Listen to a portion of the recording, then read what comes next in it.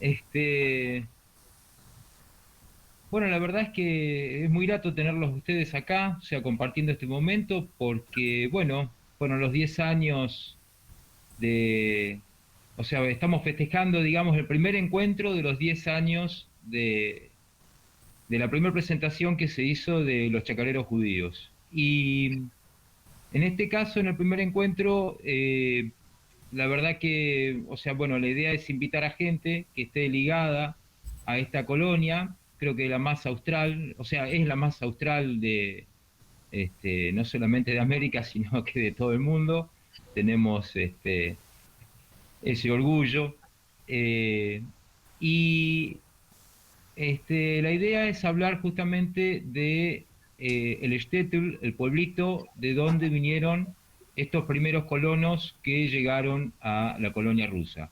Por supuesto que no todos venían de este lugar, sino que el mentor de la colonia, más, o sea, de la colonia, digamos, de este proyecto, de este gran proyecto, que fue Isaac Lossev, este, más algunos otros, en el caso de mis abuelos, o sea, de mi abuelo paterno, como en el caso de Eduardo y Sergio, a los cuales agradezco muchísimo este, el estar acá apoyando esto.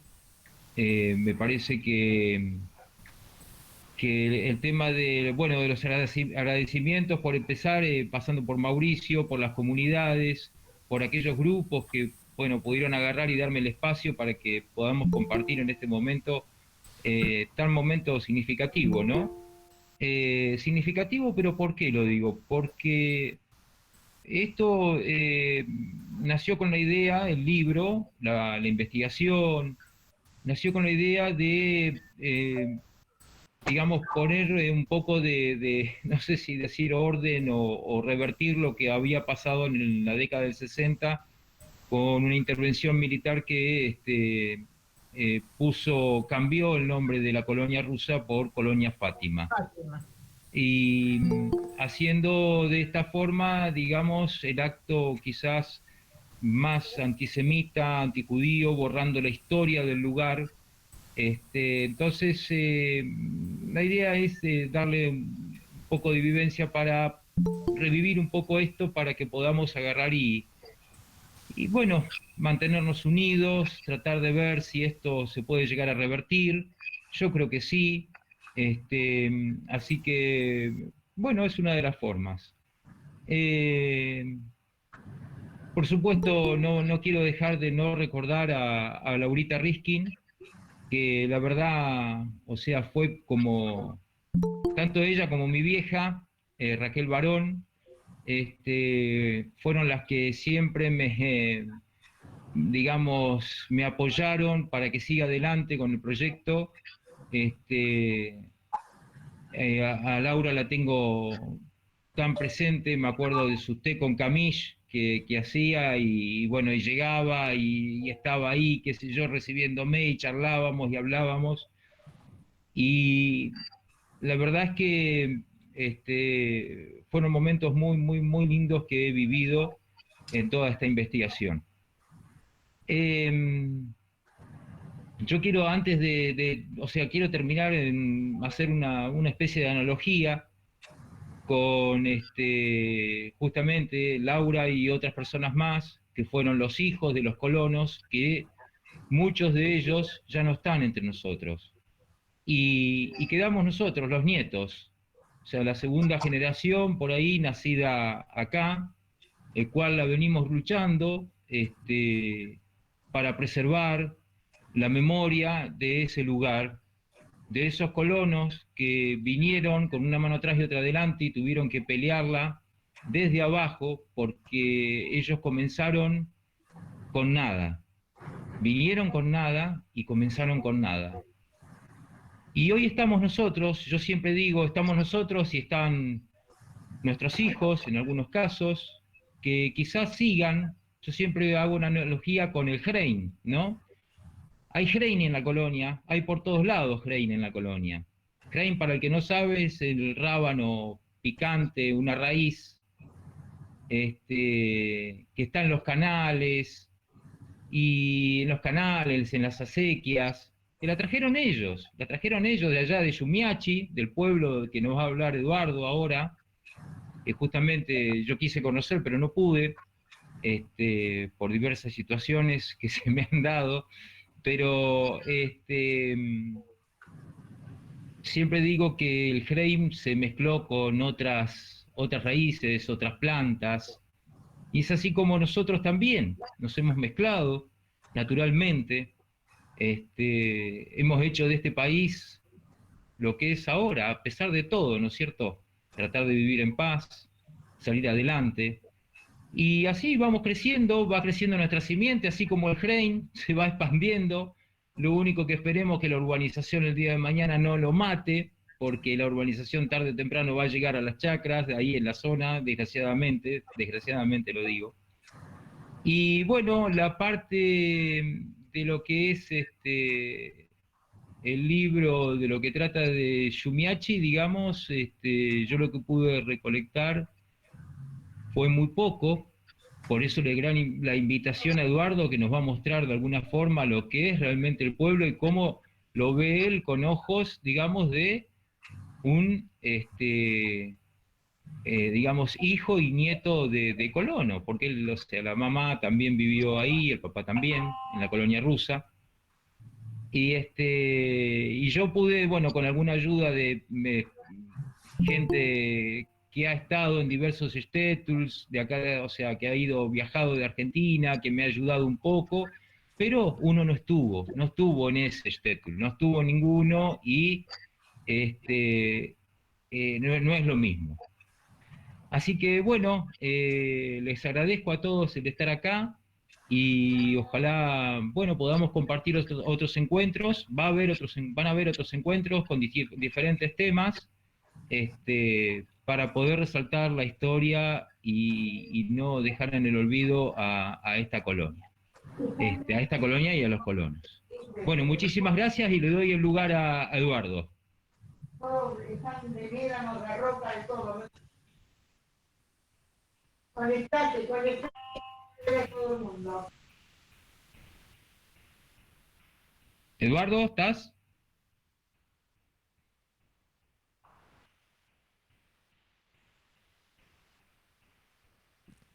Ahora, bueno, eh, primeramente, Dobby, muchísimas gracias por haberme invitado a participar en este festejo de los 10 años de tu libro, Los Chacareros Judíos, un aporte importante para la historia de la colonia rusa. Yo sé que te costó varios años trabajar sobre ello y el haber logrado sacar el libro realmente es un mérito y que se suma a toda esa información, documentos, libros, eh, fotografía que conforman la historia de la colonia rusa. Una colonia pequeña relativamente, ¿no? Cuando nosotros participamos en los festejos de los 100 años de la colonización judía de la colonia rusa en el Alto Valle, logramos identificar alrededor de 350 personas que vivieron en la colonia, lo cual parecería una cifra no importante, pero realmente valioso, diríamos, el número, las familias que participaron. Por lo tanto, Dobby, me parece que tu libro incorpora información detallada, trabajada, diríamos, sobre cómo se conforma la colonia y sin ser una novela, jugás también con la ficción en algunos relatos, lo cual es también un mérito, ¿no? Imaginarse situaciones. Bien, eh, ¿por qué me aparece a mí el Shumiachi, el pueblo de los abuelos maternos míos?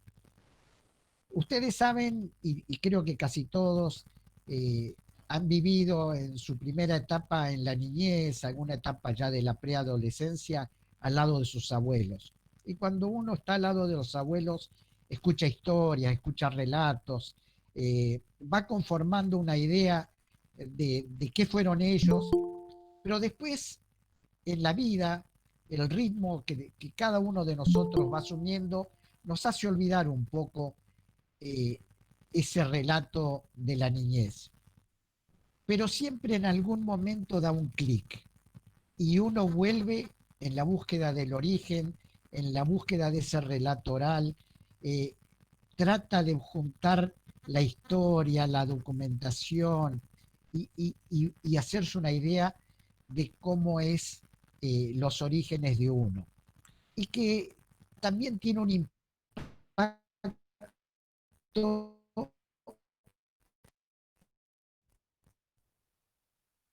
para que uno pueda dejar un legado a las nuevas generaciones. Pero de alguna manera uno lo quiere transmitir.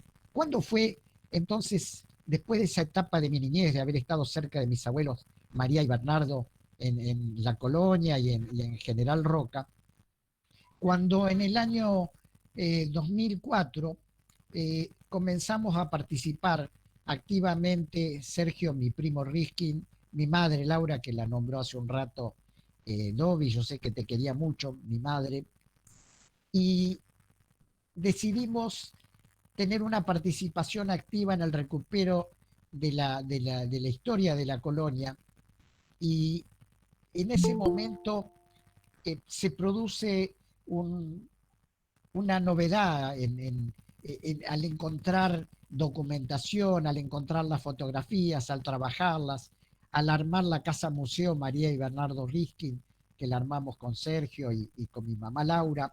Gracias a que mi madre vivía, pudimos armar un montón de información, fotografías que las tenía guardadas, papeles diversos, documentos.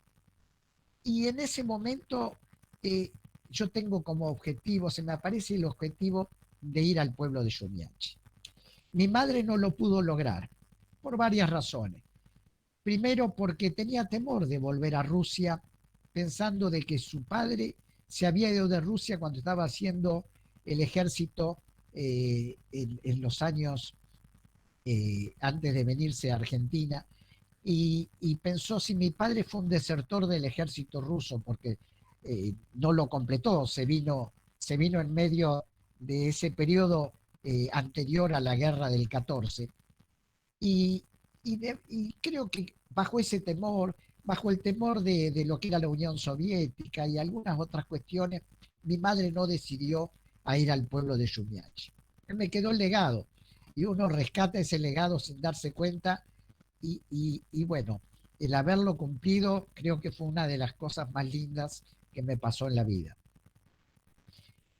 ¿Por qué razón querer ir a Shumiachi, más allá de esta cuestión emotiva del lugar donde nacieron mis dos abuelos, María y Bernardo, que se criaron allá, que formaron familia allá y que cuando vinieron ya eran él con 29 años y ella con 26, o sea, una familia constituida y con dos hijos ya? Y por otro lado, también era el recupero del relato histórico generado, como dijo hace un rato Dovi, por Isaac Moishe Losef, el líder, diríamos, de lo que fue la colonia rusa. El parte de Shumiachi, Shumiatz, como decís vos en tu libro, como decían ellos en Yiddish, eh, para mí siempre fue Shumiachi, pero en el Shumiatz de ellos eh, eh, nacieron, diríamos, esa necesidad de ir a buscar un lugar en el mundo para colonizarlo, para trabajar la tierra, que no lo podían hacer en su Rusia natal. Entonces, esa sumatoria de la emotividad porque era el pueblo de mis abuelos y por recuperar ese lazo histórico, es como que comienzo a armar el viaje a Shumiachi, por supuesto con la compañía de mi esposa, de mi compañera de vida, María Elena, que me acompañó en esa y como en tantas otras aventuras que hemos hecho en la vida. Eh, ¿Qué es lo que pude, cómo fue el inicio? Eh, Comenzar a buscar alguna información de cómo llegar al pueblo de Shumiachi. Primero, por supuesto, escarbé en internet y encontré una biblioteca. Digo, si hay una biblioteca, quiere decir que puede ser que tengan información y a la cual uno pueda también alimentar con información.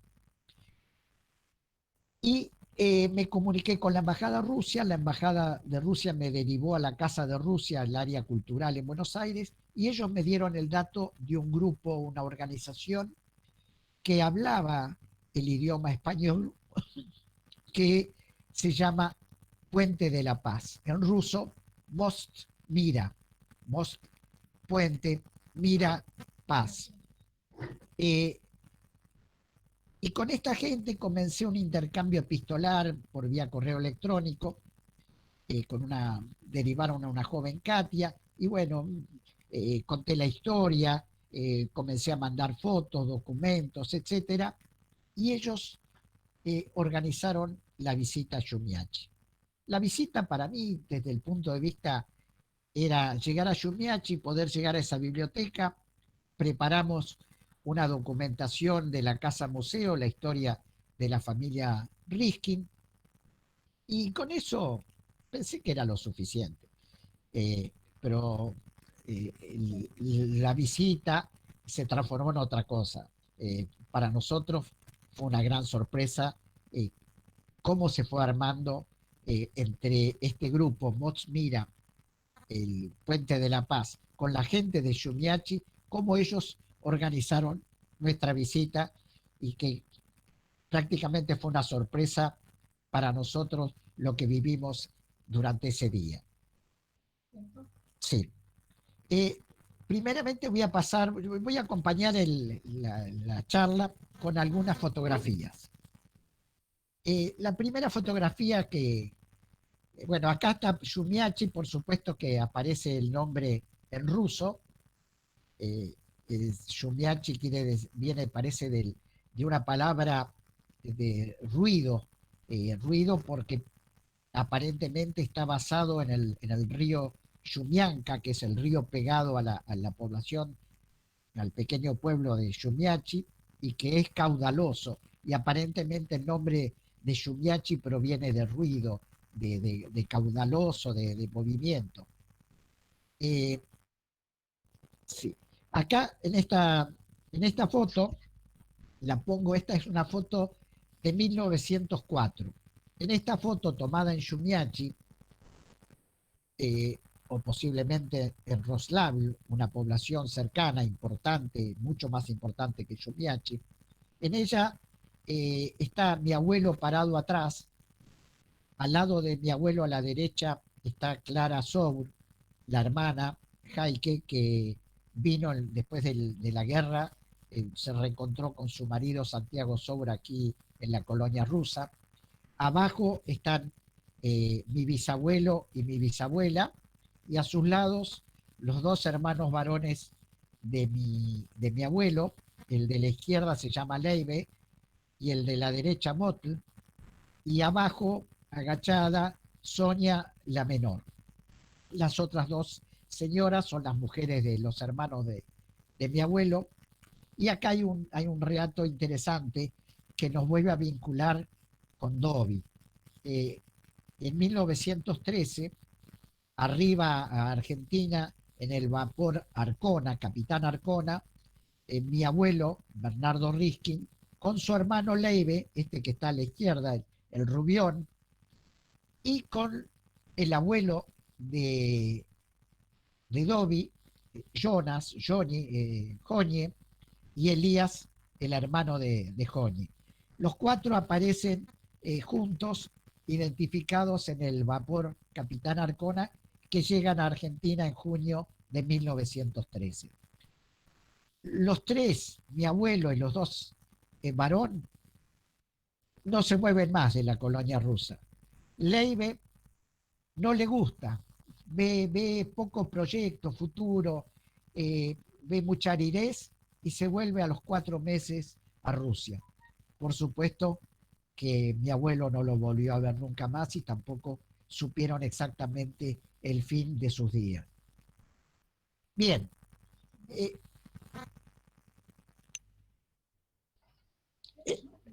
en esta otra foto, también tomada en Rusia, esta es tomada en el pueblo de Roslavl. Es mis abuelos de novio, mi abuelo Bernardo y mi abuela María Losef de novio. ¿Por qué traigo esta colación, esta foto? Porque al ver el reverso de esta foto, lo que descubrimos es que fue tomada en Roslavl. Si ustedes miran abajo en la foto, hay una palabra que empieza con la P. La P en el ruso es la R. En la realidad lo que dice ahí es Roslavl. Y arriba hay una palabra que es fotografía y en otro lado dice que es una fotografía artística. Ahí descubrimos que las fotos se las iban a sacar al pueblo de Roslavl, que estaba a 23 kilómetros de Shumiachi. Shumiachi era un pequeño pueblo que en la época que vivían mis abuelos no contaba más de 4.500, 4.600 habitantes, estamos hablando de 1900, y de los cuales 3.600 eran judíos, o sea, el famoso shtetl, diríamos la población donde la mayoría eran judíos que vivían en la zona de residencia, en la zona que se permitía en Rusia, que permitían los zares, que viviesen los judíos, que abarcaba alrededor de 15 provincias. Ellos vivían en la provincia de Mogilev, que hoy se transformó, después de todos los cambios, en Smolensk. Hoy pertenece a la provincia de Smolensk y está a unos 400 kilómetros de Moscú y a poco espacio de Bielorrusia, unos 15, 20 kilómetros con el límite de Bielorrusia. Esta es la hermana menor de mi abuelo, también es una foto que la puse porque en ella también, en el reverso, vamos a encontrar que fue tomada en Roslavl. Entonces esto me permitió hacer la visita con una escala en Roslavl y conocer esa ciudad importante de toda esa región del sur de la provincia de Smolensk. Esta foto fue enviada a mis abuelos a posteriori de la Revolución Rusa, después del 17. En ella está mi bisabuelo y mi bisabuela con 2 nietos. Por supuesto, lo que hay atrás es un cortinado, no están en el medio del parque, sino como eran las fotos de antes que se tomaban con un cortinado que mostraba algún detalle, diríamos, para darle color a la foto. Este documento es cuando hace la nacionalización, la naturalización, mi abuelo en Argentina. Y lo que me interesaba es que aparece que nació en Shumiachi, en la provincia de Mogilev, en Rusia, diríamos, la constancia de hijos de Elías y de Fanny Riskin. Y bueno, conformaba esto una pequeña historia previa al inicio de la decisión de cómo organizar la visita, que era ir a Roslavl y a Shumiachi. Cuando llegamos a Moscú, nos comunicamos con el grupo que organizaba nuestra visita, aparecieron en el hotel y apareció la directora del grupo, una profesora de lengua española de la Universidad de Moscú, Tatiana, con la joven Katia, con la cual habíamos tenido esa comunicación por vía correo electrónico durante varios meses, y me entregan una carpeta donde decía esto: historia de la familia Riskin en el pueblo de Shumiachi. Primera emoción al estar ahí en Moscú, y que ellos armaron la historia de nuestra familia, jugaron con las fotos que yo le mandé, armaron cómo eran los apellidos el idioma ruso, en el cirílico. Eh, Nos contaron en esa pequeña historia eh, cómo era Shumiachi, cómo era Roslavl, lo que fue la invasión nazi a esos pueblos cercanos a Moscú. Por suerte nosotros habíamos llevado un documento, había llevado dos copias, unas que entregué después en la biblioteca de Shumiachi y una que les entregué al grupo eh, Mira, con la historia de nuestra familia, tanto en Rusia como el armado de la Casa Museo Riskin aquí en la colonia. Eh, Partimos de la ciudad de Moscú después del mediodía, después de un trayecto de alrededor de 6 horas, llegamos a este cartel ya de noche que dice Roslavl 4 kilómetros. Estábamos empezando a confirmar nuestra visita al pueblo de los orígenes de mis abuelos. Y acá dormimos esa noche en Roslavl y a la mañana hicimos un recorrido. Acá estoy con María Elena y atrás lo que se ve en este centro histórico, dice atrás Casa de la Cultura. O sea, este edificio que se ve atrás es la Casa de la Cultura de Roslavl. Roslavl es una población de unos 50.000 habitantes que es de 1137. Es una de las 115 ciudades más antiguas de Rusia, reconocida, diríamos, entre las 115 ciudades más antiguas de Rusia, que sufrió de todo, por supuesto, bombardeos en la guerra, destrucción, recupero, como casi todas las cosas que pasaron en grandes ciudades y en pequeñas ciudades de Europa. Esta joven que aparece al lado de María Elena es nuestra compañera traductora de parte de la organización, Tania, que tuvo el trabajo de actuar todo el tiempo como traductora en nuestra relación con la gente de Shumiachi, y que realmente fue una tarea importante. Acá hay algunas otras vistas de Roslavl, y en el medio de ese centro histórico un gran monumento a Lenin. En Rusia se destruyeron muchos monumentos, pero no destruyeron los monumentos de Lenin. En casi todos los lugares aparecen monumentos importantes dedicados a Lenin. Esto es también el centro histórico. Y este cartel le saqué una foto porque muestra 3 caminos. El de la derecha es a Briansk, un lugar muy importante de la región de Smolensk. A la izquierda dice Smolensk, la capital de la provincia, y arriba dice Moscú. O sea, en la realidad nosotros nos dirigimos hacia otro destino, que era el de Shumiachi, 23 kilómetros, pero me pareció importante mostrar este cartel, diríamos, donde muestra la cercanía con Moscú y la cercanía con Smolensk.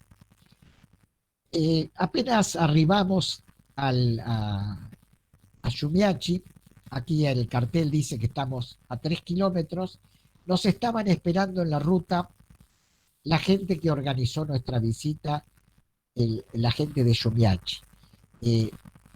Bajamos, encontramos la gente, bueno, la emoción nos quitaba las palabras. Le dan un ramo de flores a María Elena. Las flores en Rusia es el acto permanente, todos siempre se dan flores. En el aeropuerto de San Petersburgo, que tuve que estar un rato esperando a que la familia saliera de la sala de revisión interna, veía que todos los rusos esperaban a las personas que bajaban del avión con un pequeño ramo de flores. O sea, las flores en Rusia tienen un sentido de comunicación, un sentimiento de cercanía. Acá, en esta foto, la que está a mi izquierda es la directora de la Biblioteca Regional de Shumiachi. La biblioteca regional está dividida en pequeñas bibliotecas en las otras aldeas, pero Shumiachi es el centro. Y la señora que está al lado es la directora cultural de la región de Shumiachi. Esas dos señoras fueron el contacto que tuvieron la organización Puente de la Paz con Shumiachi y que organizaron la visita. La otra joven a la derecha es la número 2 en la biblioteca. Bueno, eh, aquí entramos entonces camino a Shumiachi y cuando entramos camino a Shumiachi comenzó a lloviznar. Acá se ve que el vidrio, esta la saqué de adentro del vehículo donde íbamos en la combi y bueno, tal vez la emoción que teníamos nosotros, no llorábamos, pero estaba llorando el pueblo de Shumiachi recibiéndonos a nosotros después de 103 años que nuestros abuelos partieron de allí. Acá en esta foto lo que observamos es el modelo de casa que Dobby en su libro habla de que son casas de madera. Bueno, fueron casas de madera hace 100 años y siguen siendo viviendas de madera en las casas individuales de la gente de Shumiachi.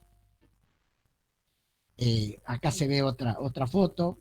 Bueno, y acá este es el cartel de la biblioteca donde nos empezamos la visita.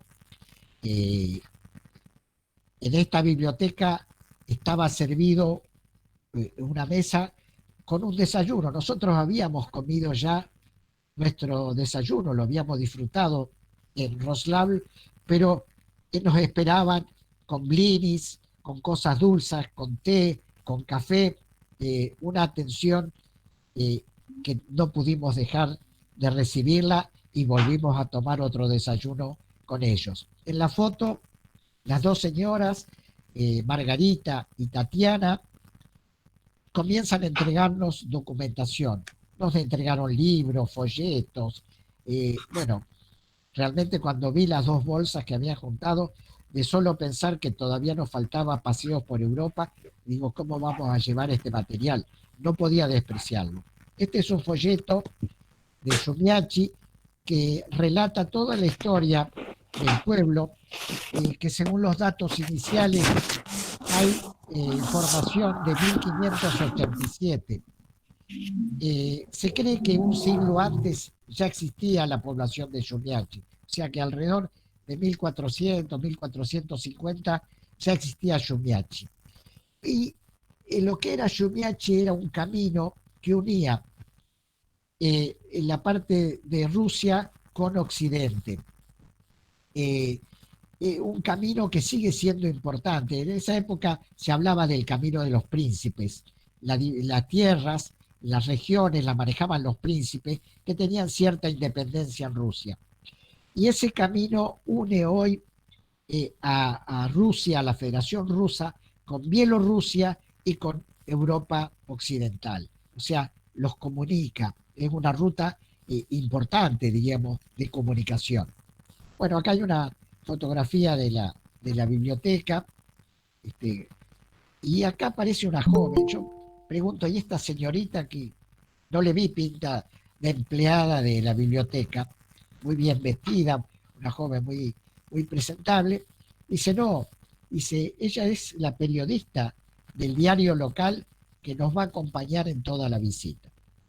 Después al final les voy a mostrar que salió un artículo posterior en el diario de Shumiachi, donde relata con fotos toda nuestra visita a las diferentes actividades, a la biblioteca, a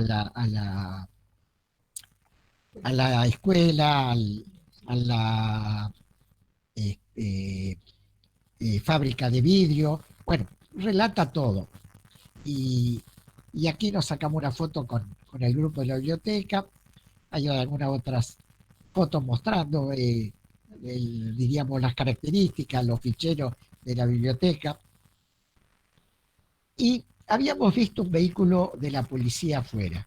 Entonces, ¿y qué hace el vehículo de la policía acá? Dice, no, vinieron, dice, a preguntar si estaba todo bien, si los viajeros habían llegado bien. O sea que estaba el pueblo de Shumiachi enterado de nuestra visita lo cual nos iba sorprendiendo lo que significaba para ellos que nietos de gente que nació en Shumiachi, después de 100 años, volviesen a buscar los orígenes del pueblo. Tanto en Roslavl como en Shumiachi, como en Pervomiansky, que es un pueblo a 12 kilómetros de Shumiachi, en todos ellos, cuando los nazis avanzaron sobre Moscú en 1941, hicieron matanzas, fusilaron en cada lugar a los judíos que encontraron. Este monolito es un homenaje a 500 judíos de Shumiachi que fueron fusilados en ese lugar. Ellos mismos tuvieron que cavar los lugares donde los fusilaron, y dicen los comentarios de las familias de Shumiachi que días después la tierra se movía, que había movimiento en la tierra, o sea, que muchos fueron enterrados vivos. Acá en esta placa aparece 18 de noviembre de 1941, hace la referencia a los 500 judíos, la mayoría ancianos, mujeres y niños, es decir, los que fueron fusilados. Bueno, esta es la parte de arriba del monolito. Y, a ver, otra cosa llamativa. Acá en esta foto hay una mujer agachada. Había una mujer cuidando las flores, lo cual no creo que lo hagan todos los días. Seguramente prepararon el lugar para nuestra visita. Otra cuestión, diríamos, particular que fuimos encontrando. Bueno, acá hay una casa cercana y acá hay algo interesante. Estamos viendo una serie de patos al lado de una casa. Cuando Dobby hace referencia que nuestros antepasados que vivieron allá tenían sus gallinas, sus gansos, sus patos, 100 años después todavía es una cultura del pueblo, ¿no? Es decir, como el famoso Shumiach de nuestros abuelos, en el Shumiachi de hoy siguen manteniendo tradiciones y vivencias del pueblo, a pesar de que Shumiachi es un lugar de buen movimiento comercial, intenso, importante entre los pueblos.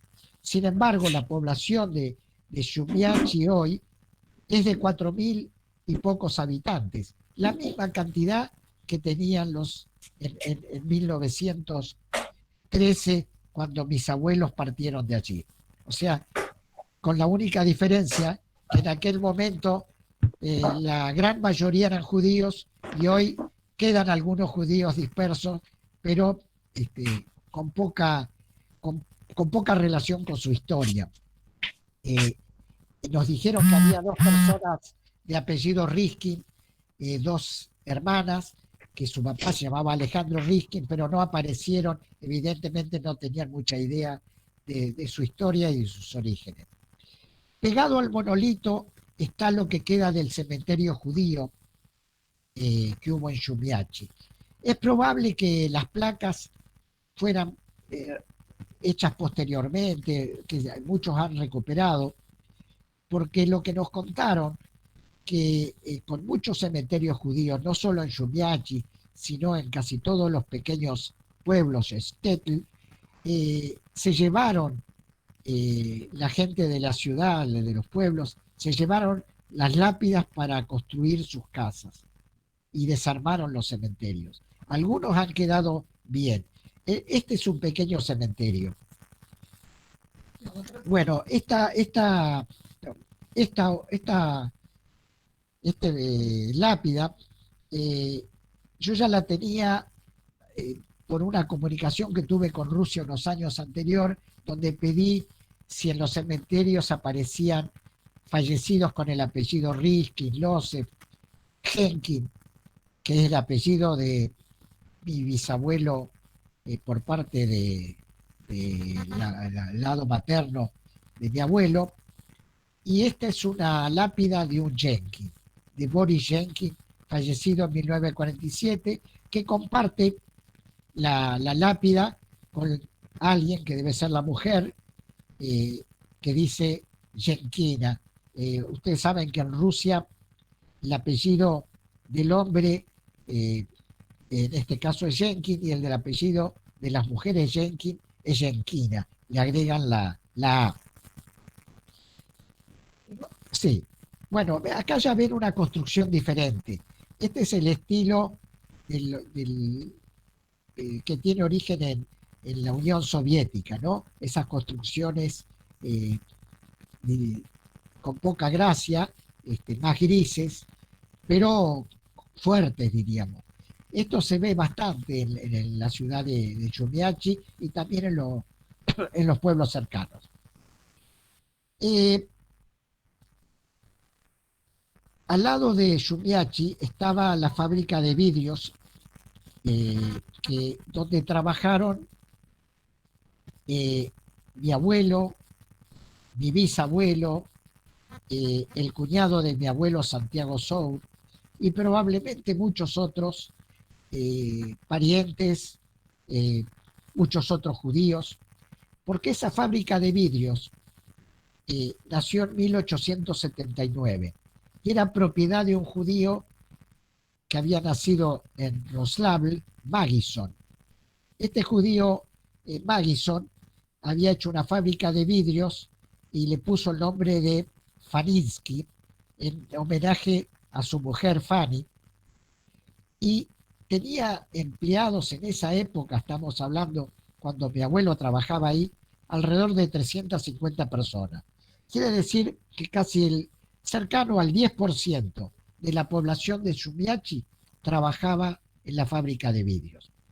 El resto haría trabajos artesanales, comercio, tabernas, por supuesto que capaz que eran empleados de los campos, no tenían la propiedad. Esto que vemos acá es las casas al lado de la fábrica de vidrios. Mis abuelos vivieron aquí. Cuando trabajaron en la fábrica de vidrios, después de casado, se instalaron en este lugar que se llamaba Nikolsk. Después, en la Revolución Rusa, le, le cambiaron el nombre y le pusieron Pervomiansky. Pervomiansky en ruso significa 1 de mayo. Y a la fábrica de vidrio la nacionalizaron y le pusieron también Pervomiansky. Esa fábrica de vidrio, que nació en 1879 de la mano de Magison, todavía existe y funciona, y ha pasado por todo, por la nacionalización, después fue semi-destruida en la guerra donde los nazis avanzaron, y hoy es una especie de cooperativa. En este lugar, como les había comentado, también hubo fusilamiento de judíos. Aquí fusilaron a 385 personas. En el lugar donde los mataron es enfrente de la fábrica de vidrio. Unos niños que estaban jugando sobre el montículo de arena que se utiliza para la fábrica de vidrios, contaron a sus padres que habían visto el fusilamiento de las 385 personas. O sea, hay estos dos relatos. El relato de que la tierra se movía después de la matanza en Shumiachi y de que aquí los niños habían visto el fusilamiento, es desgarrador, diríamos, y se ve que el pueblo ruso, eh, esto le ha dolido tanto en lo que se produjo con la Segunda Guerra Mundial, que han hecho estos homenajes y aquí me dan un ramo de flores, yo me pongo contento, digo, me dan un ramo de flores a mí, y me saco una foto con esta agraciada joven rusa que trabaja en la biblioteca de Pervomiansky, pero no, lo que me pedían era que yo pusiese en homenaje a los 385 judíos fusilados en ese lugar, pusiese mi homenaje en esta visita. Y lo más trágico de todo esto es que me entregaron un folleto que después, cuando volví a Argentina, lo hice traducir. En ese momento me lo entregaron y como me entregaron libros, folletos, un montón de obsequios, no le presté demasiada atención.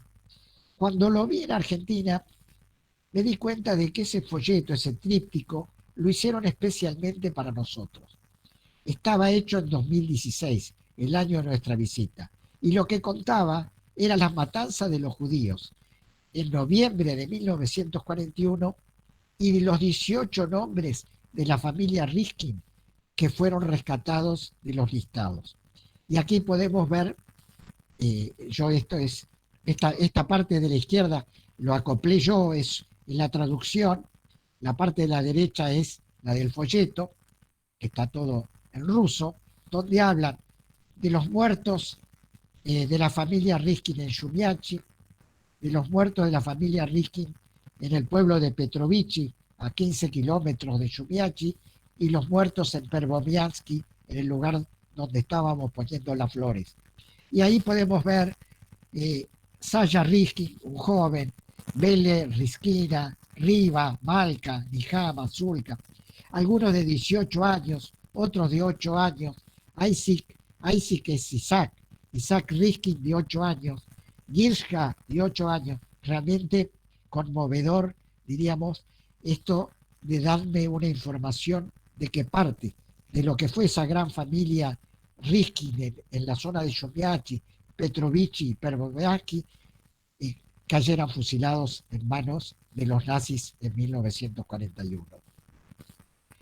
Bueno, esta es la fábrica de vidrio, una fábrica que fue semidestruida en el 41, 42, después recuperada. Aquí estamos con la directora de la biblioteca regional, la otra, la del medio, es la directora de la biblioteca Shumiachi, y Tania, nuestra traductora. Era justo la salida del mediodía en la fábrica de vidrio. Aquí se ve cómo es el movimiento de los empleados saliendo, pero ellos dejaron después, lo vamos a ver, a una persona trabajando para que veamos cómo se trabaja con el vidrio. Bueno, en este anterior, ahí lo que dice es que este es el edificio de la fábrica de vidrios de Pervomiansky. La palabra más larga dice Pervomiansky. Es decir, la palabra inicial, OA, en ruso, que significa edificio. Acá ellos tienen como un pequeño museo de todo lo que la fábrica de vidrios ha podido guardar desde que comenzó a trabajar hasta ahora. Estos ya son trabajos más sofisticados. Vemos las cosas que hacen ellos, diversas, muy trabajados. Y acá va a ver, esto es un poco el estilo de los años 50. En la época que mi abuelo y mi bisabuelo trabajaban, fundamentalmente era para vidrios, para ventanas y botellones. O sea que este botellón es un poco el estilo de lo que fabricaban en aquella época. Después, a medida que fueron desarrollando, fueron trabajando y modernizándose. Este es el horno que hoy está trabajando. Se trabaja el vidrio. Acá pueden ver, este es un pedazo de vidrio crudo que saqué de uno de los tambores al lado de ese horno y me lo traje como recuerdo, diríamos, de la fábrica de Pervomiansky. Esto lo trabajan y después hacen esas cosas tan lindas que bueno, acá hay algunas fotos de la fábrica y acá está la señora trabajando. Esta señora está trabajando y hace este vaso que me lo regalaron. Este vasito que está ahí son los vasitos todavía no pulidos acá abajo, en la parte de acá anterior, ahí se ve esto sería como que el vaso está ahí. Bueno, este vaso me lo regalaron como recuerdo, diríamos, de lo que estaban haciendo. Esto es las hormas, donde preparan los trabajos en vidrio. Esto también es una foto de la fábrica. Por supuesto que ahí también nos obsequiaron con una serie de cosas hechas en la fábrica de vidrio en la época de los años 50, que eran destinadas a que nosotros las pusiéramos en la Casa Museo y están a la muestra en la Casa Museo Riskin. Pero al mismo tiempo nos dieron de regalo a nosotros estas carameleras, nos dieron cuatro, tres pequeñas y una más grande, así que a cada uno de nuestros hijos le dimos una y esta nos la quedamos nosotros, ven el trabajo, la calidad del material. El típico coche ruso, Lada, de algún empleado. Esto es como para mostrar Bueno, cuando volvíamos de Pervomiaki de nuevo a Shumiachi, eh, llegó el río Shumianca y dije, paren, por favor. Bajé del vehículo y dije, acá en este río que se congelaba en los inviernos, mi abuelo Bernardo contaba que caminaba por sobre el río. Este es el río Shumianca, está pegado al pueblo de Shumiachi, eh, lleno de bosques de pinos y también con bosques de el abedul de Carelia, que es de una madera muy fina. Pero toda la población de Shumiachi está rodeada de pinos y de bosques de abedules. Bueno, acá es otras imágenes del pueblo. Eh, Cuando llegamos de nuevo a Shumiachi, nos llevaron a comer. Estaba preparada la mesa en una especie de casa de familia o restaurante muy casero. Estaba preparado para que comiéramos. ¿Y qué comimos? Típica comida rusa que nuestros abuelos lo trajeron a Argentina y que alguna de ellas todavía nosotros la hacemos en nuestras casas. Esta es la sopa típica que nos explicaban, que todo lo que sobra en la heladera va a la sopa. Es una sopa con todo tipo de verduras. Después de eso, una ensalada, pepino, tomates, aceitunas. Y acá están los latkes de papa. Es decir, la comida que nosotros disfrutamos y vamos a comer a los restaurantes judíos. Y esto es yarkoye, es el guiso de pollo, el yarkoye famoso. O sea, la comida, y esta es una gaseosa hecha en Shumiachi, fabricada en Shumiachi, que nos acompañó en el almuerzo. Es decir, nos prepararon un almuerzo típico ruso, es decir, pero que no era diferente a lo que nosotros escuchamos de nuestros abuelos.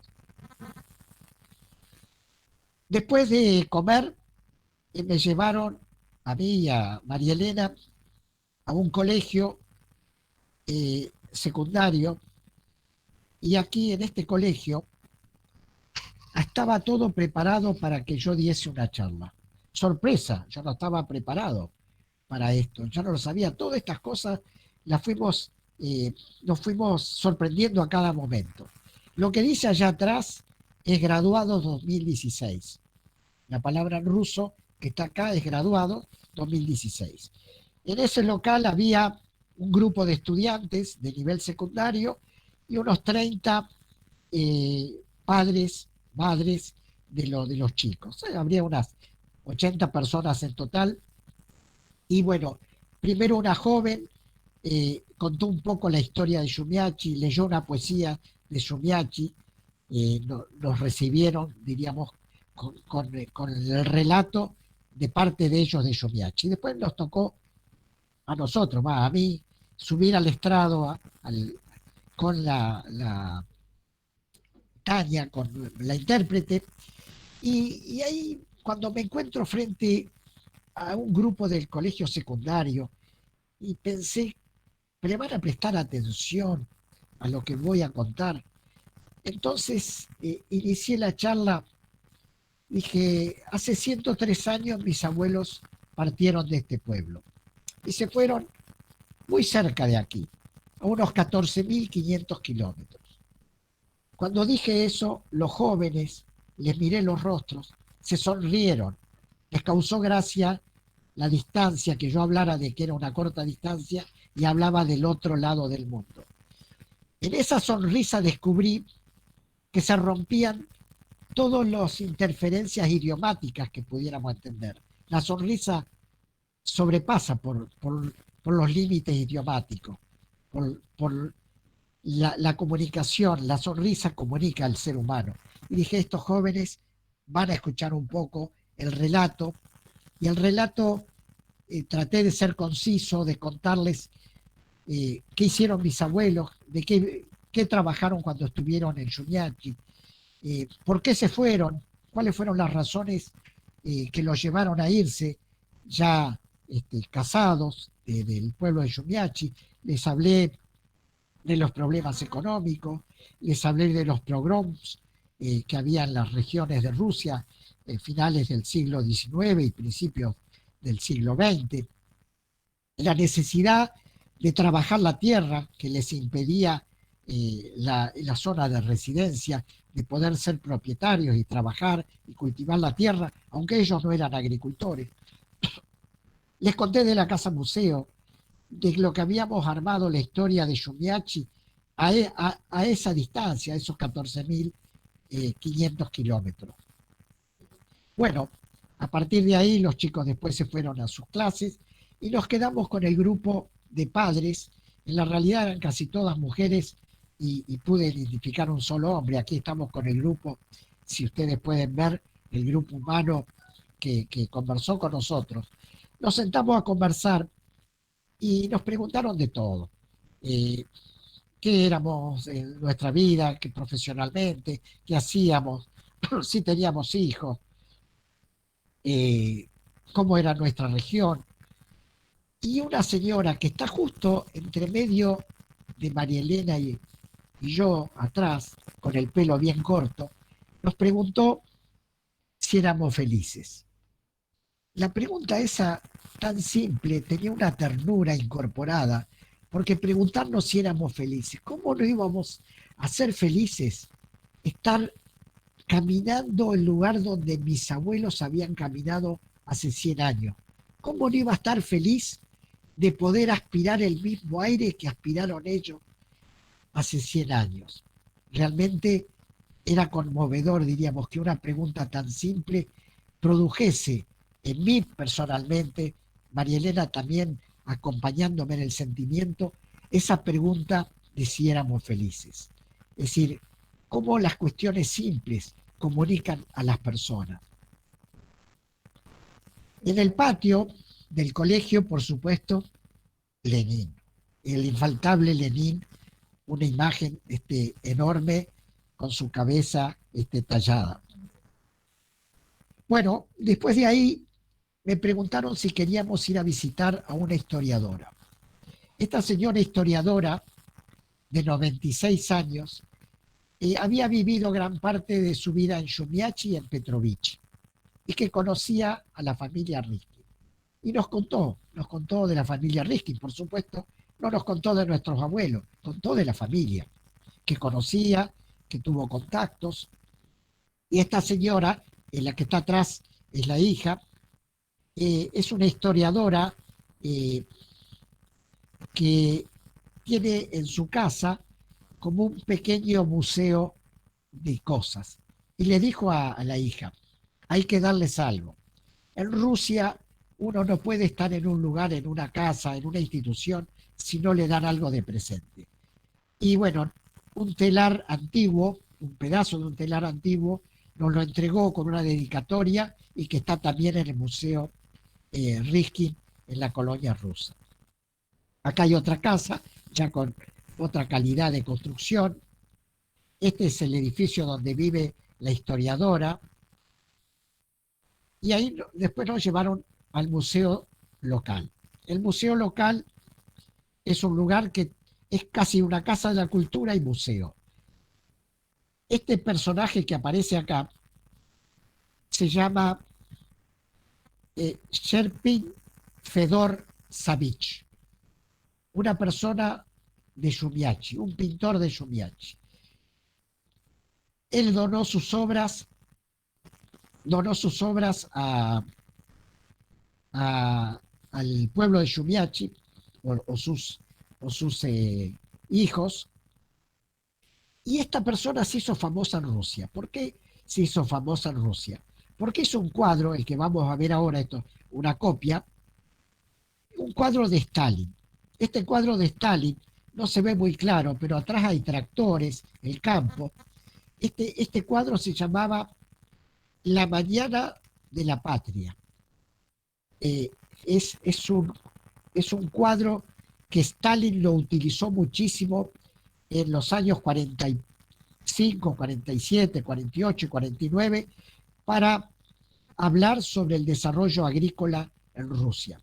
Y este pintor, Savich, Serpín Savich, se hace famoso gracias a este cuadro de Stalin, que es muy conocido, que es The Morning of the Motherland en inglés. Acá está el nombre de él, Serpín Fedor Savich, una placa con él, dedicada a él. Y acá hay un homenaje también en este lugar a Asimov. Isaac Asimov nació en Petrovichi. A los 2 años o 3 años, sus padres se van a Estados Unidos y se crían en Estados Unidos, pero mantuvo una comunicación con el pueblo de Shumiachi y mandó, diríamos, cartas y mandó toda su historia. Y hay un homenaje muy importante a Isaac Asimov, como le dicen en ruso, Isaac, la palabra Isaac. Este que está acá, que está en este museo, es el dueño original de la fábrica de vidrios de Pervomiansky. Este es el señor Magison. Este se llama Jack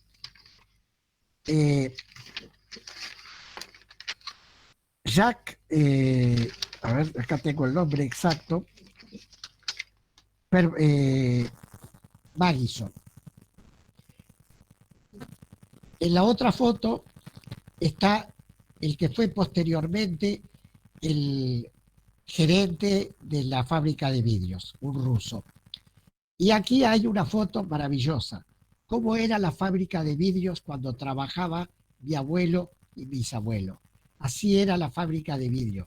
Es decir, originalmente con esa columna, diríamos, y esos techos, ahí es donde trabajaron durante el periodo anterior a venirse a Argentina. Acá hay algunas rubashkas, la famosa ropa rusa que nosotros cuando éramos jóvenes en los bailes judíos se usaba esta ropa. Acá hay un relato de que ahí dice 1587 es la primera vez que hay documentación formal sobre la existencia de Shumiachi. Y en el museo, la directora del museo y la vicedirectora comenzaron a entregarme documentación. Me entregan esta foto con la historia de un señor, David Riskin, hijo de Epsey, nacido en 1886. Mi abuelo, Bernardo, nació en 1883. Evidentemente fueron contemporáneos y posiblemente, casi seguro, que eran primos. Está con todas condecoraciones, o sea, que ha luchado en el ejército ruso y ha sido condecorado. Después me entregaron la documentación de esta persona. Cuando me entregan la documentación con esta foto, quedé duro, porque este es el hermano de mi abuela. Este se llama Bernardo Losef, hermano de Isaac y de María, de mi abuela, de los hermanos Losef, que fue un ingeniero que se quedó en Rusia, que no vino nunca a Argentina, y que fue un jefe que trabajó en la administración de las centrales hidroeléctricas en Rusia después de la Revolución del 17. Lo mandaron a Estados Unidos para formarse, volvió, trabajó. Esta foto no la había visto nunca. Nosotros teníamos fotos de Bernardo hasta el año 45, que fue mandando en el último periodo de Estados Unidos, pero antes siempre mandaba fotos a mi abuela y a Isaac Losef de las fotos del padre de ellos que se quedó al lado de Bernardo. Bueno, esto realmente me impactó. También me entregaron alguna documentación de la historia de un Ley Barrisky, que fue el primer director de la colonia agrícola de Petrovichi, del Kolhoz, el primer director de un Kolhoz en Petrovichi fue un judío, Leiva Riskin. Después me entregaron una carta que le manda una persona casada con un Riskin a la historiadora donde le dice qué sabe de mis hermanos. Y cuenta la historia donde los tres hermanos mueren en la guerra y lo único que tiene es un relato, pero nunca pudo tener ninguna confirmación de ello.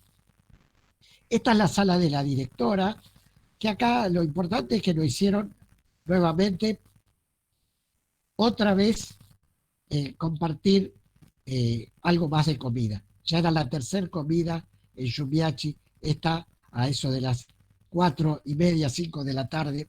Realmente nosotros fuimos tomando. Esto aparece con interesante porque eso que está ahí es un samovar moderno. No son los samovares antiguos como el que tenemos en la casa museo, los samovares de bronce. Este es un samovar moderno que estaban usando ahí. Este joven que está a la derecha fue el chofer que nos llevó en toda esta excursión, con el cual poco nos pudimos comunicar porque hablaba algunas palabras en inglés y además era de una de las poblaciones rusas desmembradas de la Unión Soviética. En este momento nos sacamos una foto con la directora, de la que está de azul y la que está al lado, la vicedirectora del museo, donde nos entregan ese cacharro que tengo en manos y la documentación. Ese cacharro era también para ponerlo en la casa museo. O sea, la casa museo hoy contiene el cacharro, lo que nos dio la historiadora, los materiales que nos entregaron, las cuestiones de vidrios de la fábrica.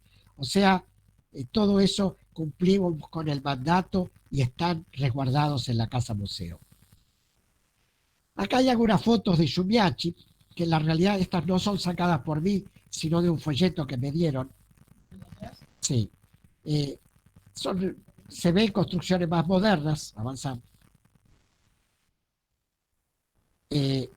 Acá esta es la caja de ahorro rusa.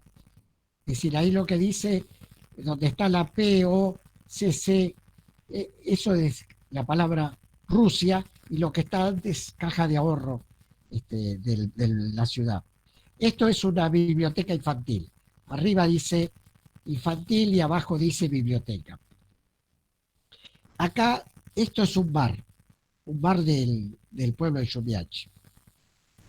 Este es un supermercado. Esto es la caja de jubilaciones. Y esto es la tapa de ese folleto. Lo que dice ahí es guía de las calles soviéticas. O sea, un homenaje, diríamos, del pueblo de Shumiachi a la época soviética.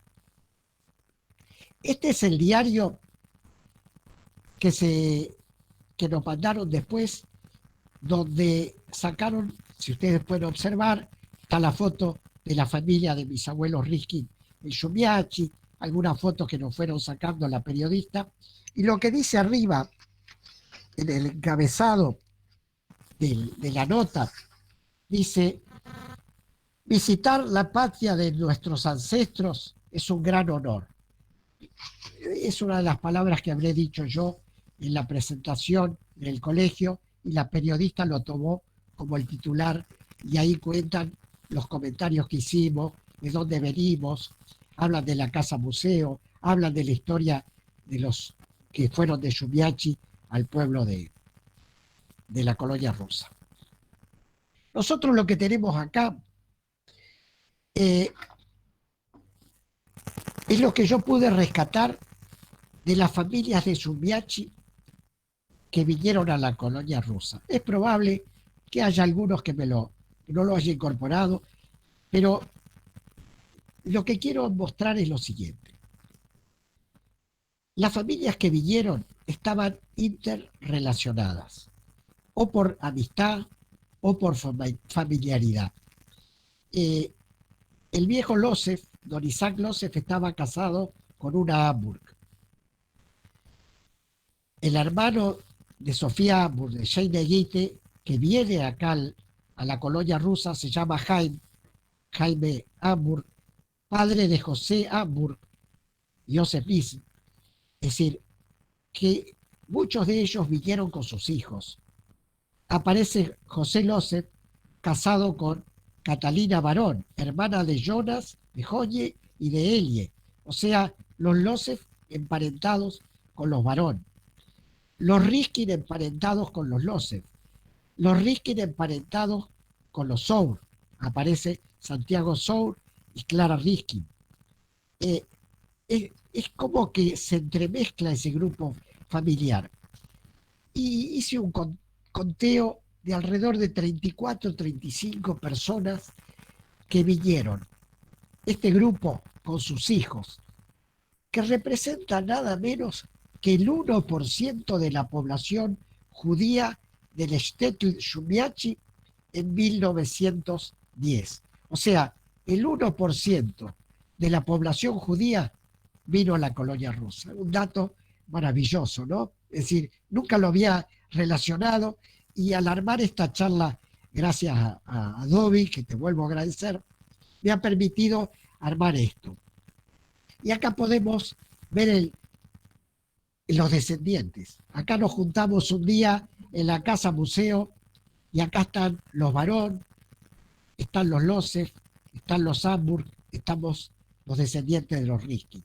Es como que el cierre, diríamos, a esta charla es que nosotros, como dijo Dobby al principio, nietos de estos habitantes judíos rusos de Shumiachi, nos volvimos a encontrar y pasamos un día, un grupo juntos, y acá están los Barón, descendientes de Joye, está el Gustavo Losef, descendiente de Marcos Losef, el otro hermano de María, de Bernardo y de Isaac Losef, están mis primos Sergio y Belia, que viven en Israel, está Zuli Vierna, hijo de una Hamburg, descendiente, nieto, bisnieto de Jaime Hamburg. Es decir, acá está la relación, está la interrelación familiar que nació allá en Shumiachi y que la pudimos volver a mostrar en este lugar. Bueno, muchísimas gracias.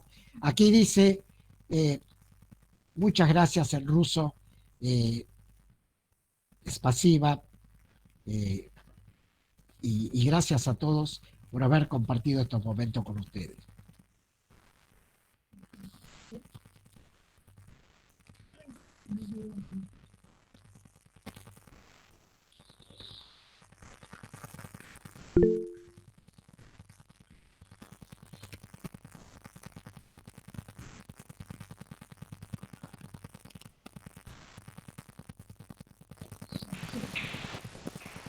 Eh, sí, no sé si quieren hacer, Eduardo, si querés recibir alguna pregunta, si quieren hacer alguna pregunta.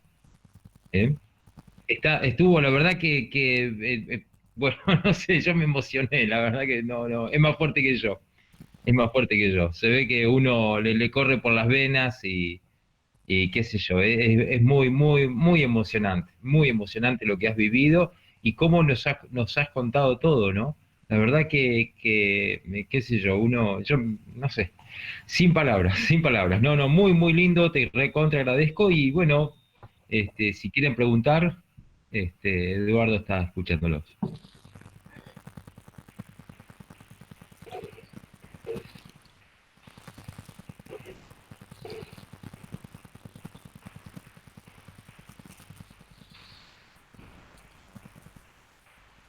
¿No? ¿No hay preguntas? Bueno, nadie se...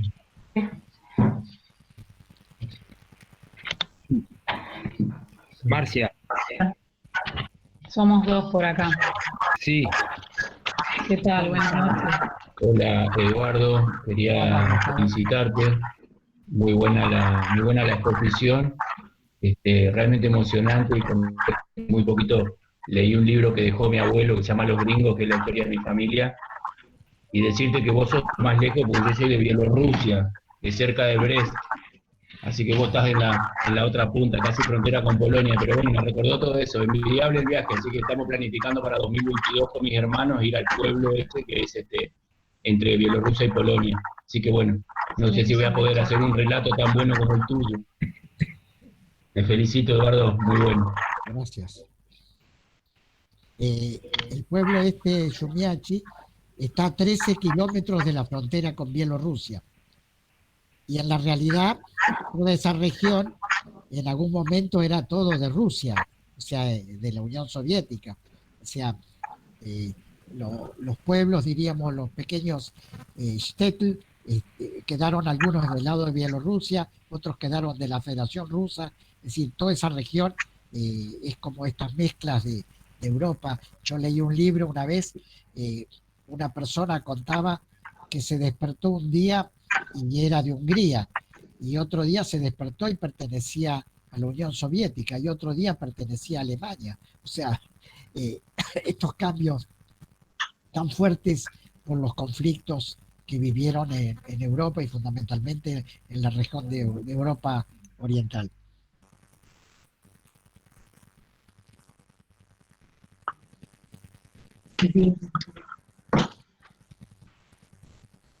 Eduardo, no sé si me escuchás. Sí, sí. Dos preguntas quería hacerte. Una, si seguís teniendo contacto con la gente de Sumiach. Y la otra es si no cursaste una invitación para que ellos vengan a visitar lo que era la colonia rusa aquí. Eh, sí, los contactos ahora últimamente no los mantuve al principio, nos mandábamos saludos, fundamentalmente con el grupo que nos organizó la visita, este grupo de habla española, el Puente de la Paz, que ellos han venido a Argentina varias veces como grupo musical que se llama Grenada, y estuvieron, después de que nosotros estuvimos en Shumiachi, lamentablemente ni María Elena ni yo pudimos ir a Buenos Aires y les mandé muchísimos saludos, me hubiera gustado poder asistir quiero hacer un comentario al margen. Este grupo Puente de la Paz, que tan bien nos organizó la visita, y que más, en el diario que escribe la periodista, dice, a partir de ahora, Shumiachi y esta organización, Voz Mira, han entablado una relación importantísima donde Puente de la Paz se ofrece a todo lo que necesite Shumiachi en Moscú, hacérselo, tramitárselo. O sea, nosotros fuimos intermediarios de una relación entre los propios rusos. La gente de la Universidad de Moscú que nos organizó esta visita, el Grupo Grenada, desconocía el pueblo de Shumiachi. Imagínense, en la vastedad de lo que es la Federación Rusa, eh, un pueblito de 4.000 habitantes hay a montones. Y bueno, esta gente, cuando volvimos a Moscú, nos invitó a un casamiento. Nos invitó a un casamiento de dos parejas del grupo, y tuvimos la oportunidad de compartir con ese grupo una cena, bailar. Fuimos junto con mi hermano y mi cuñada, y era como si nos conociéramos de siempre. Esto te responde un poco, Ludovico, a que sí, que se entabló una relación hermosa. Ellos valoraron muchísimo la historia familiar nuestra. Estaban sorprendidos todos, tanto ellos como los de Shumiachi, que en un pueblo remoto de la Rusia actual hubiese un homenaje a una historia vinculada a Shumiachi. Es decir, eso les sorprendió. Y por supuesto que los invitamos a que viniesen, no es tan fácil, ¿no? Ojalá recibiésemos la visita. El idioma, por supuesto, es algo que no permite una comunicación tan fácil, ¿no? Es decir, yo intenté aprender más que todo el alfabeto ruso para poder entender, sigo jugando con el ruso, me encantaría aprender un poco más para poder leer el material que traje. El material quedó frío en la casa museo y es imposible leerlo. Si uno lo mira y mira eso, ese cirílico, esas cosas que a uno le parece que fuera una cosa inentendible, pero realmente cuando te vas acercando al idioma ruso no es tan difícil. Bueno, muchísimas gracias por tu amplia respuesta y felicitaciones por tu excelente y explicación. Muy emotiva. Bueno, Tengo acá, mi mujer la tengo acá al lado, hasta se emocionó. bueno, tu mujer fue también parte de las que colaboraron con la historia de la colonia rusa. Hay un trabajo hecho por ella y un grupo muy interesante sobre el recupero de la colonia. Es decir, por eso todo este material que nosotros tenemos incorporado en la Casa Museo, donde tratamos de juntar toda la bibliografía, todos los trabajos hechos vinculados a la historia de la colonia rusa, como el libro de Dobby, como otros libros que se escribieron, o hasta un texto de Daniel Muchnik, un pariente lejano nuestro, que escribe sobre las colonias en Entre Ríos, pero al mismo tiempo habla sobre la colonia rusa, habla de mi abuelo Bernardo, habla de mi tío Rufino, y bueno, todo ese material está disponible para que, bueno, después de esta pandemia, los que les interese y quieran introducirse en el tema, están disponibles en la Casa Museo. Justamente en la Casa Museo, la intención nuestra fue dejar un legado de esa historia. No es la historia de nuestra familia Riskin exclusivamente, Riskin-Loser. Es la historia de cualquier colono de la región y están ahí los que sufrieron en la migración. Eran migraciones que venían para no volver. Hoy la migración, nosotros la vivimos, yo viví en Brasil durante varios años, esas migraciones van y vuelven. Ellos vinieron y se desprendieron totalmente de su lugar de origen. Tal es así que Isaac Losser, el líder de la colonia, el líder que parte de Chumiachi en 1905 y que consigue las tierras junto con Nota Caspin, que se le suma y se juntan en el barco en el viaje a Argentina, él dice: yo no partí para no volver. Y en una carta pone una frase donde dice: ya me despedí una vez de mis seres queridos, volver a hacerlo no lo voy a hacer. Dice, o sea, partieron para no volver. Y más, Isaac Losser, un idealista total, termina sus días en la colonia rusa frente a algunos que emigraron después a Israel. Él no quiso. Él dijo: yo vine acá, me siento judío, argentino, me siento que este es mi lugar y aquí voy a terminar mis días. Eduardo, quiero preguntarte algo. ¿Me escuchas, cierto? Sí, sí. Bueno, Cookie, estás invitada a participar en otra de las reuniones, así que ya vamos a organizar un encuentro con vos y esto no termina acá. Mi pregunta es la siguiente, o sea, ¿cuál fue voy a tocar por ahí un temita medio difícil, quizás, no sé, ¿cuál fue la reacción de la gente ahí en Xumiachi cuando vos explicaste lo de los pogrom o bien quizás, no sé decirte, la inacción durante la Segunda Guerra Mundial, pero sobre todo lo de los pogrom rusos, o sea, lo de los pogrom de los zares, digamos, en relación con la población judía en ese momento, y sobre todo ahí en la región de Shumiachi. Me imagino que habrás hablado de eso porque te habrán preguntado por qué se fueron. Sí, sí, dos cuestiones al respecto. Sí, cuando yo hice la charla en el colegio, hablé de que los pogroms habían sido una de las razones que llevaron a los judíos a irse de la región. Por temor, porque los pogroms fueron salvajes, mataban, violaban a las mujeres, le pegaban a todos, destruían las casas. Y, y ahí hay una anécdota. Cuando termina la charla en el colegio y estamos ya saliendo del mismo, la directora del colegio se me acerca. Por supuesto que era muy difícil mantener conversación porque me hablaban en ruso y yo trataba de manotear a mi traductora que esté al lado para entenderlo.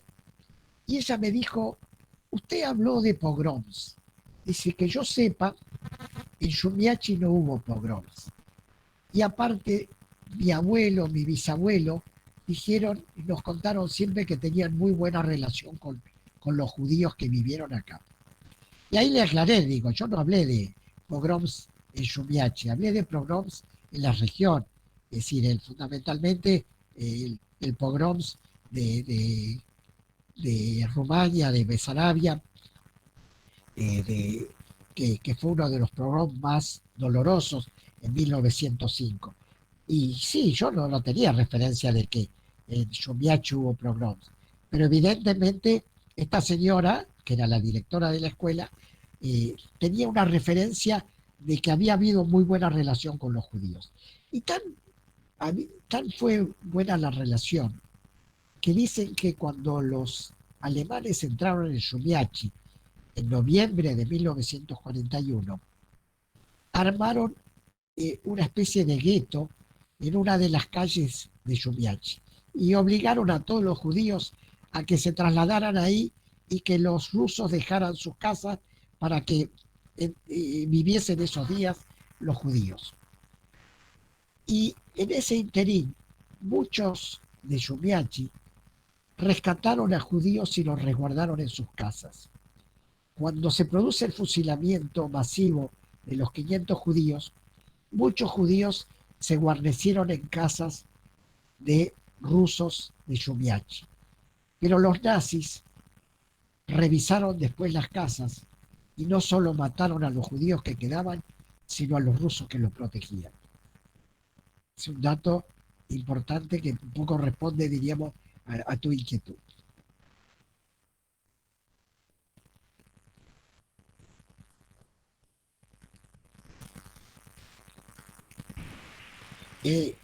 Otra cosa que me parecería importante remarcar.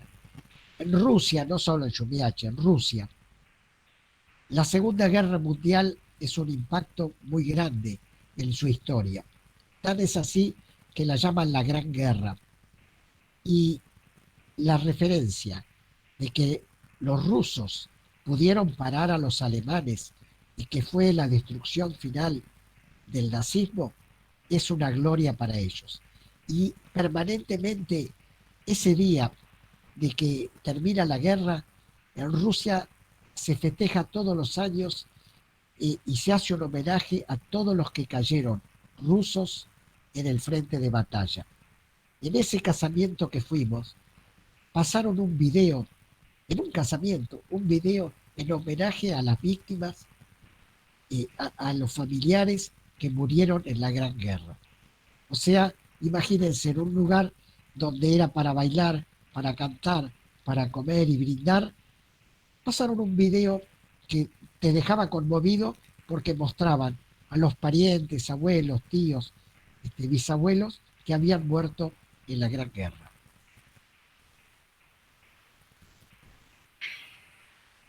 Qué bárbaro.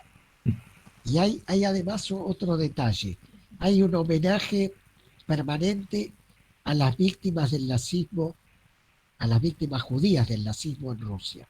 Estos dos monolitos que vimos se repiten en los otros pueblos según los que nos comentaron. No es solo en Shumiachi y en Pervomiaki. Allá donde hubo fusilamientos masivos, hay una placa, hay algo que los homenajea y que los recuerda.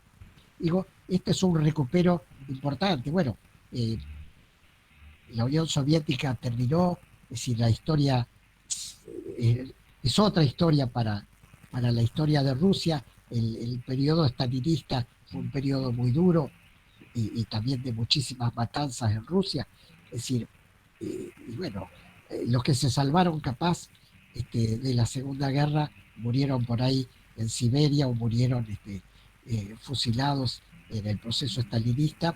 Y bueno, y todo eso, hay un recupero, hasta hay un recupero de los muertos por Stalin, ¿no? Es decir, de volver a homenajearlos. Es decir, es interesante el pueblo ruso. Uno tenía una imagen de un pueblo duro, frío, y sin embargo, no es así, ¿no? No lo es. Es muy cálido, Qué bárbaro. o por lo menos lo sentimos nosotros. No, hermoso, hermoso. La verdad que qué experiencia que tuviste, que tuvieron. Sí, Precioso, sí, sí, precioso. sí, María Elena fue partícipe activa, diríamos, en todo esto. Qué lindo. Bueno, gente, no sé si queda algo más. Eh, este, si no, les agradezco profundamente. Los espero para la próxima charla. Eduardo, mi profundo agradecimiento por estar, porque aprendí muchísimo, de verdad. No, no me imaginaba varias cosas, la verdad que has contado, me sorprendieron. Y bueno, los espero para la próxima charla. Eduardo, otra vez, gracias a todos por estar. Eduardo, mil gracias por toda la charla, mil gracias. Y bueno, no sé si alguien quiere agregar algo, pero me quedo sin palabras realmente. Muy agradecido a todos. Los saludo, das vidanie, como saludan los rusos. Das vidanie, ¿eh? Bueno, Es el saludo ruso. Gracias. gracias. Gracias a todos.